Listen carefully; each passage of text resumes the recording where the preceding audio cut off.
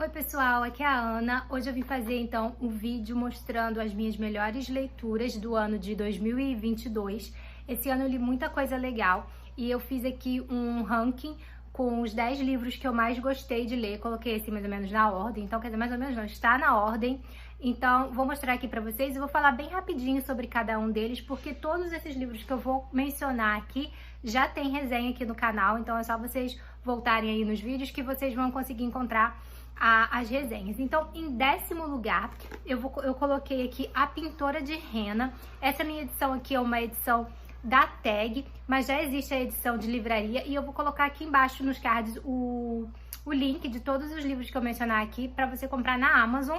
Comprando pelo meu link, você me ajuda e não paga mais nada por isso. Então, eu gostei bastante desse livro aqui. Ele vai se passar na Índia, ali acho que nos anos 50 ou 60, se eu não me engano, e ele vai falar sobre uma mulher que ela se casou ainda muito jovem, ali aos 15 anos, ficou uns 3 anos casada e depois ela acabou fugindo porque o marido batia nela e tal, tem toda uma treta ali.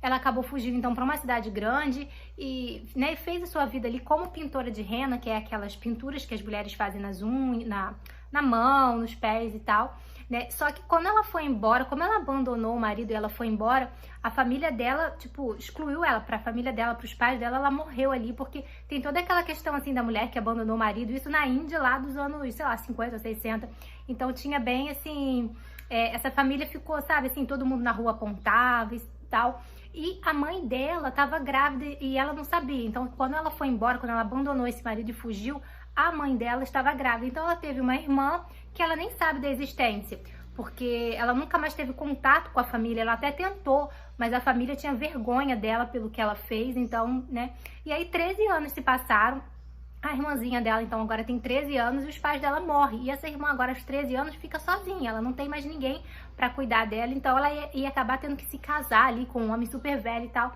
e ela não quer, então ela decide ir atrás dessa irmã, né? Então, assim, você imagina essa mulher aqui que tá lá vivendo sua vida numa cidade grande, tem a sua profissão, ela é muito, muito boa na sua profissão, ela faz a rena pra famílias ricas e tal. De repente chega uma menina de 13 anos ali pra ficar com ela, ó, sou sua irmã, você nem sabia que eu existia, mas sou sua irmã, enfim. Então é bem interessante, a gente vai acompanhando a dinâmica dessas duas irmãs e eu gostei bastante desse livro. E em 9º lugar, eu vou colocar a capinha aqui porque eu li no Kindle, tá? Alguns livros eu li no Kindle, que foi o 1 Milhão de Pequenas Coisas, vou colocar a capinha aqui. Também gostei muito desse livro, vai falar aí sobre racismo, vai falar sobre uma enfermeira negra que é muito boa, ela já está há mais de 20 anos trabalhando no hospital ali na seção neonatal, então ela atende ali os bebezinhos que acabaram de nascer. Aí um dia ela vai atender ali uma mãe, né, um casal ali que acabou de ter o seu filhinho, e ela tá ali fazendo os primeiros atendimentos ali ao bebê, quando o pai, ali no caso, né, o pai do bebezinho, manda chamar a superiora lá e fala, ó, troca de enfermeira porque essa aí eu não quero. E ela fica assim, tipo, o que que eu fiz? E aí ele fala, ele não quer porque ela é negra, e eles são supremacistas brancos, e eles não querem uma enfermeira negra cuidando do filhinho deles. Então, assim, óbvio que isso choca pra ela tem 20 anos de profissão e nunca passou por uma situação assim, desse tipo, ela já viveu muito racismo, mas não assim, tão descarado. Mas enfim, ela obedece e eles colocam um post-it no prontuário do bebê dizendo que esse bebê não pode ser tocado por enfermeiros negros. Acontece que no dia seguinte ela tá no berçário ali, né, onde tem os bebezinhos, e esse bebê tá ali no berçário porque ele passou por um pequeno procedimento. E ela tá sozinha com os bebês e ela vê que esse bebezinho tá passando mal, ele tá com dificuldade de respirar. E ela, por uns momentos, ali, alguns minutos, ela não sabe o que fazer, porque o prontuário tá lá. Esse bebê não pode ser atendido por pessoas negras. Então, ela não sabe se ela pega o bebê e dá ali os primeiros socorros ou não, porque ela não sabe se ela atende ali o instinto dela de enfermeira de ajudar ou aquele negócio que tá colado ali dizendo que, né, pessoas negras não podem tocar no bebê. Acontece que o bebê piora a situação, o bebê começa a ficar roxo e aí sim ela chama as pessoas e começa os atendimentos, mas é tarde demais, o bebezinho falece e aí os pais vão acabar processando essa enfermeira porque eles acham que ela matou o bebê de propósito por vingança, por conta do racismo e tal. E aí ela vai arrumar uma advogada e vai ter todo aquele clima de julgamento, de advogado de defesa, advogado de acusação, e tem o júri, de você provar pro júri que você não teve a intenção de fazer aquilo ali. Então, gente, é um livraço e eu gostei bastante. Então fica a dica aí no 9º lugar. Em oitavo lugar, também vou colocar aqui porque eu também li no Kindle, que foi Piranesi, também, que é um livro aí, lançamento desse ano, se eu não me engano, do final do ano passado, eu li esse ano, e eu gostei muito. Piranesi, então, vai contar a história de um cara chamado Piranesi, que não é o nome dele, mas é como ele é conhecido ali, é Piranesi, e ele mora numa espécie de casa muito doida, porque ela tem centenas de cômodos, de salões, o andar de baixo, o mar invade, o andar de cima, as nuvens invadem. Então, assim, é uma casa muito maluca, muito doida. E aparentemente ele mora sozinho ali, só tem uma pessoa que ele chama de o outro, que ele encontra de vez em quando, mas ele fica sozinho, vagando por todos aqueles lugares, aqueles salões da ala leste, da ala sul, da ala oeste, e ele anota tudo que ele faz ali num diário. Então, como eu falei, parece que só tem ele ali sozinho e de vez em quando, acho que uma vez na semana, ele encontra essa outra pessoa que ele chama de o outro. É o único contato que ele tem com alguém. E de repente parece que tá surgindo uma outra pessoa naquela casa. Tem pistas de que uma outra pessoa teria entrado naquela casa e a gente vai descobrindo o que que é. E não dá pra falar muito, porque senão eu vou dizer o que que é, mas é muito legal você ler esse livro sem saber quase nada sobre ele, pra você ir descobrindo o que é aquele lugar. Tá? No final, ele vai, metade do livro pra lá, ele vai começar a explicar o que é aquele lugar, onde ele tá, quem é ele. Então, assim, é muito legal e eu gostei bastante dessa leitura. Em sétimo lugar, sim, Os Meninos da Rua Paula. Eu li esse livro super recente, acho que eu li no mês passado, tem resenha aqui no canal. Eu achei super bonitinho esse livro, vai contar sobre um grupo de garotos ali, pré-adolescentes, que eles têm ali um grupinho, eles têm um terreno baldio ali perto de onde eles moram, tem um terreno baldio, e eles fizeram um clubinho ali, e aí tem um outro grupo de garotos que também tem um clubinho, só que o clubinho deles não tem um terreno, e eles querem um terreno para poder jogar um jogo, eu esqueci o nome do jogo agora, mas eles querem, é tipo um tênis, sabe, jogo de raquete, só que nessa cidade onde passa, esse livro é de Budapeste, é um livro super antigo, e é bem lá, antes, acho que é 1920, por aí, enfim. E na cidade ali, existem muitos poucos terrenos baldios, porque as construções, as pessoas vão construindo casas, prédios e tal. Então, o terreno onde esses menininhos fizeram o clubinho dele é um dos únicos terrenos baldios que tem por ali. Então, esse outro grupo tá querendo o terreno deles, então vai ter guerra. E assim, pode parecer bobeira falar que são dois grupos de criança brigando por um terreno baldio, mas o livro é uma delícia, é muito bem escrito, tem um final triste e, gente, é um clássico e eu gostei muito desse livro aqui, então fica a dica. Em quanto lugar? Sexto? Acho que é sexto, né? Porque eu já me perdi nas contas, mas acho que é sexto. Coloquei aqui O Som e a Fúria, do Faulkner. Esse livro é um grande clássico da literatura, mas ele também é conhecido como o livro mais difícil de ler, ou um dos livros mais difíceis de serem lidos, e ele realmente é muito difícil de ser lido, mas eu gostei da experiência, eu gostei bastante. Eu acho que quando eu for reler esse livro, eu vou ter uma experiência melhor. Eu acho que é aquele tipo de livro que cada vez que você relê, você aprende, você entende melhor por que ele é tão difícil. Eu fiz um vídeo explicando por que ele é tão difícil, porque ele é considerado um dos livros mais difíceis, mas ele não é exatamente linear. Os personagens, existem mais de um personagem aqui que tem o mesmo nome, então você não sabe de quem que ele tá falando. O livro não te apresenta personagens, ele simplesmente te joga ali no meio da história, você que lute para entender quem é irmão de quem é filho de quem. Então, assim, é uma escrita muito diferente.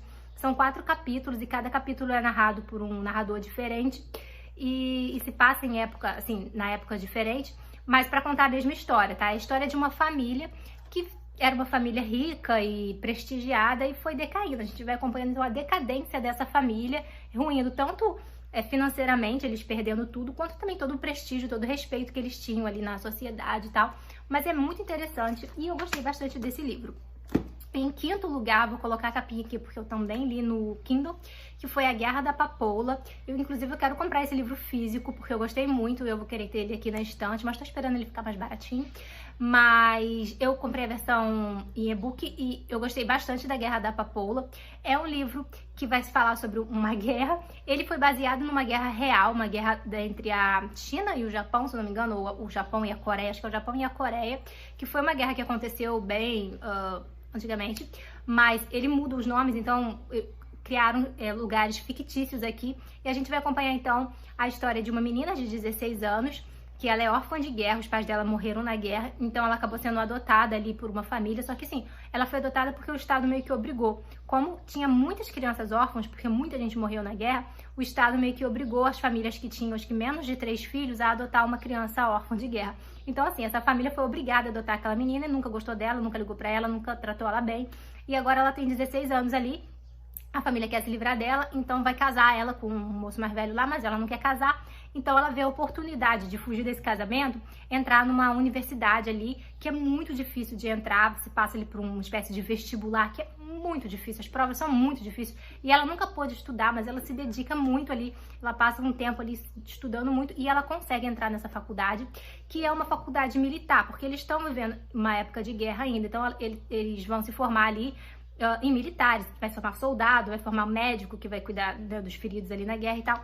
E ela então consegue ir para essa espécie de uma universidade mesmo, uma academia ali que vai formar a galera pra guerra.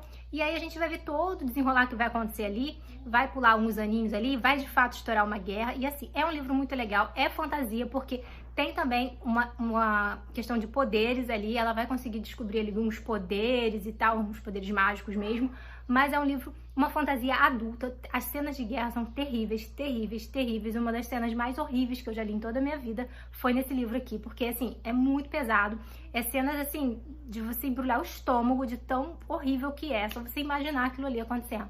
Mas super vale, e esse daqui é o primeiro livro de uma trilogia, então eu estou super ansiosa para ler os outros 2 livros. Agora em quarto lugar, Ensaio sobre a Cegueira, do Saramago. Também gostei muito desse livro. Eu tinha um pouquinho de medo de ler esse livro, porque gente, ele é blocão assim de texto. Ele não tem parágrafo, não tem nada, ele é só blocão de texto, mas a leitura é super fluida. Não é uma dificuldade aqui também, que ele é de português de Portugal, mas logo no início você sente um pouquinho de diferença assim, de algumas palavras, mas depois você embarca e vai. E é muito legal, é que a gente vai acompanhar uma cidade ali que está vivendo um surto de cegueira. Então começa ali com um cara que está no trânsito e de repente ele cega, do nada ele ficou cego, ele enxerga tudo branco, assim, cegou.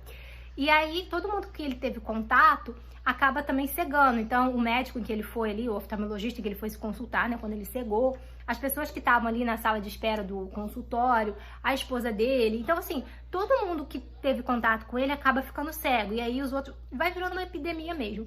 E aí o governo então decide trancar essas pessoas que estão cegas numa espécie de hospício que estava abandonado, para evitar que esse negócio continue se espalhando. E a gente vai vendo então esse grupo de pessoas vivendo ali trancada dentro de um local e cegos. Então eles não conseguem, por exemplo, ir no banheiro, saber onde é o banheiro, enfim, eles não conseguem pegar a comida que o governo dá e sabe, eles vão tateando e assim, ai gente, é muito complicado, é até meio nojento algumas cenas, mas tem uma pessoa aqui que consegue enxergar, uma pessoa que ela não ficou cega, mas ela não fala pra ninguém, então ela é a única que enxerga aqui. Enfim, é bem legal, eu gostei muito desse livro e me surpreendeu muito porque eu achei que Saramago era uma leitura difícil, mas não é muito fluida. Em terceiro lugar, As Alegrias na Maternidade. Esse daqui também é a minha edição da tag Curadoria, que veio alguns anos atrás, eu ainda não tinha lido, mas existe a versão de livraria, eu vou deixar o link aqui.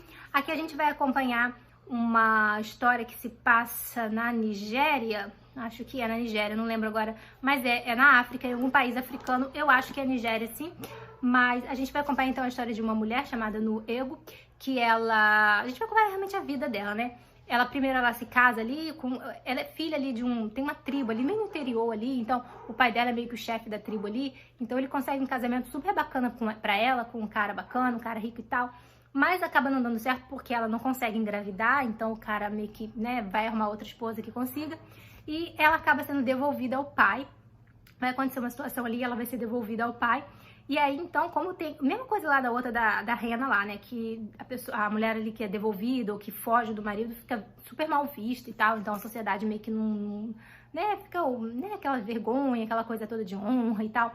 Então, o pai dela acaba conseguindo um outro marido pra ela, que é numa cidade... Que é na capital, que é na cidade grande. Só que já é um marido, né? Mas não é muito lá, assim... Não é rico, não é nada. O cara trabalha pra lavar roupa da galera ali, numa casa de família, ele é empregado de uma casa de família, né? Ele lava lá as calcinhas, as camisolas, as roupas do patrão e tal.